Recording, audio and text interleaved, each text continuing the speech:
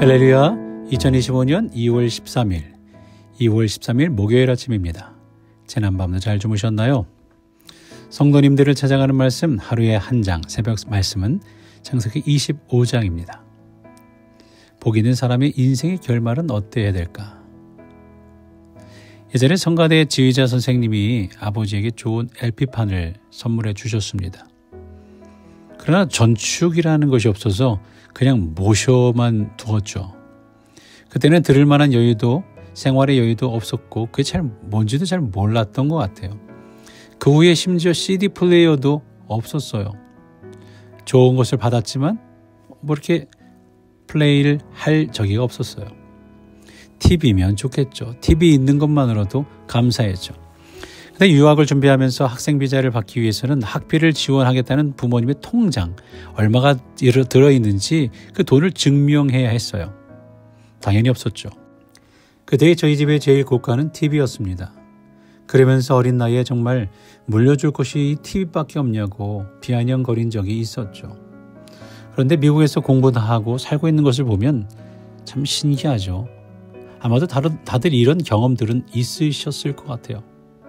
그때 불평하는 아들을 향하여 하신 말씀은 우리가 너에게 이 TV 정도밖에 물려줄 것은 없지만 우리가 너에게 줄 수 있는 것은 이 신앙의 유산 예수님이다 라고 말씀하신 그 말씀이 지금도 기억이 나며 여전히 감사하다라는 생각이 듭니다. 그리고 목사로 46년을 목회하신 아버지께서는 마지막 순간에도 예수님 잘 믿어라, 공부 열심히 해라 라는 말씀을 저와 저희 자녀들에게 모든 자녀들에게 하시며 하늘나라로 가셨죠. 결과적으로 아버지의 자녀 이 3남매는 아버지를 따라 목회의 길을 걸어왔습니다. 어떤 사람의 인생을 성공적으로 살았는지 그의 마지막을 보면 알 수 있다고 하죠. 우리는 세상의 기준으로 성공한 인생을 판단할 때 그가 얼마나 많은 재산을 모았는지, 어떤 업적을 남겼는지, 얼마나 많은 사람들에게 영향을 미쳤는지를 따집니다. 그러나 하나님께서는 다른 기준을 가지고 계십니다. 하나님 앞에서 복 있는 사람이란 단순히 많은 것을 소유한 사람이 아니라 하나님의 약속을 붙들고 믿음으로 살아온 사람입니다. 아브라함은 하나님의 부르심을 따라 알지 못하는 길을 떠났고 때로는 불확실한 미래 속에서도 하나님을 신뢰하며 걸어갔습니다. 그의 삶은 완벽하지 않았지만 끝까지 하나님의 말씀을 붙잡고 붙들었고 결국 하나님께서 주시는 풍성한 복을 누린 사람이 되었습니다. 그의 마지막은 우리에게 중요한 교훈을 줍니다. 어떻게 살 것인가를 고민하기 전에 어떻게 마무리할 것인가를 고민해야 한다라는 거죠. 아브라함의 마지막을 통해 우리 또한 복 있는 인생을 살아가는 길을 배울 수 있기를 바랍니다. 1절부터 10절까지는 넘치도록 받는 복에 대한 이야기가 나옵니다. 아브라함은 하나님의 약속만을 붙들고 믿음의 길을 걸어간 사람이었어요. 그가 떠날 때는 아무것도 보장된 것이 없었지만 하나님께서는 그를 결코 버리지 않으셨습니다. 사라가 세상을 떠난 후에도 아브라함은 새로운 삶을 이어갔죠. 137세의 나이에 후처 그둘라를 맞이하고 6명의 아들을 더 얻었습니다. 겉으로 보면 이것은 단순한 가정사처럼 보일 수 있지만 사실 이는 하나님의 복이 아브라함에게 계속해서 머물고 있었음을 보여주는 대목입니다. 하나님은 약속하신 대로 그의 자손을 번성하게 하셨고 아브라함은 175세까지 장수하며 손자인 에서와 야곱이 자라는 모습을 직접 볼 수 있는 복을 누렸습니다.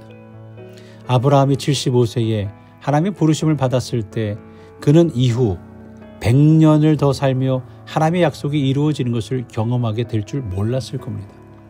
하지만 그는 인간적인 계산을 내려놓고 하나님께 모든 것을 맡겼고 결국 하나님께서는 그를 놀랍도록 풍성한 복으로 채우셨습니다.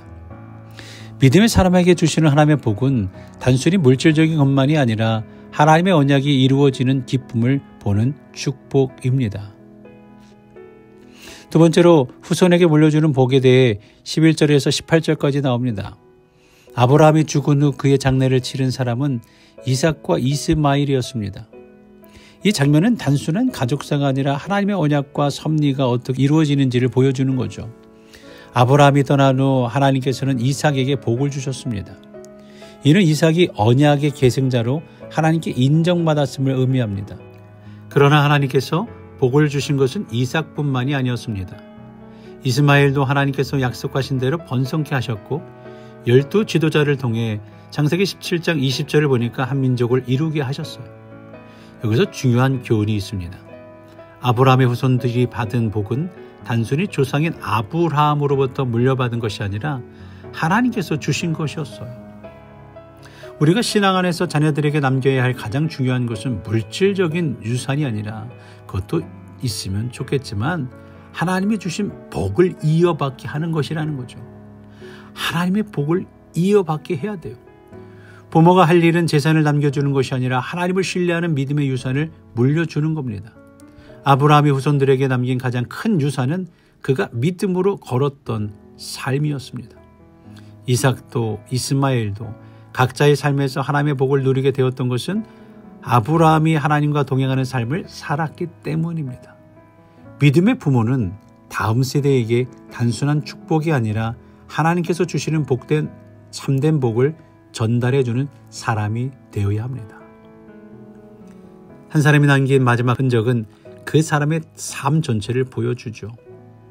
아브라함은 175년의 삶을 마치며 복 있는 사람으로 기억되었어요. 그의 인생을 통해 우리가 한 가지 중요한 진리를 발견합니다.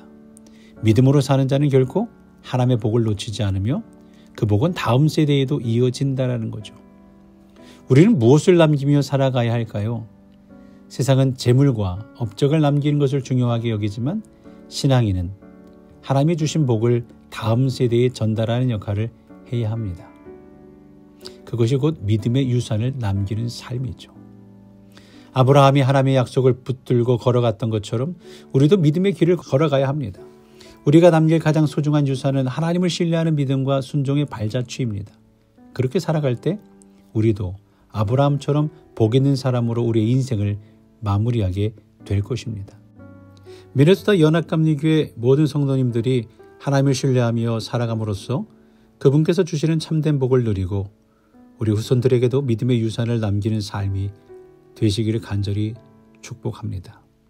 우리 교회도 다음 세대를 위해 무엇을 남겨야 할까요? 기도하겠습니다. 사랑과 은혜가 충만하신 하나님, 오늘 말씀을 통해 아브라함의 삶을 돌아보며 믿음으로 살아가는 자에게는 주시는 하나님의 크신 복을 다시 한번 깨닫게 하시니 감사합니다.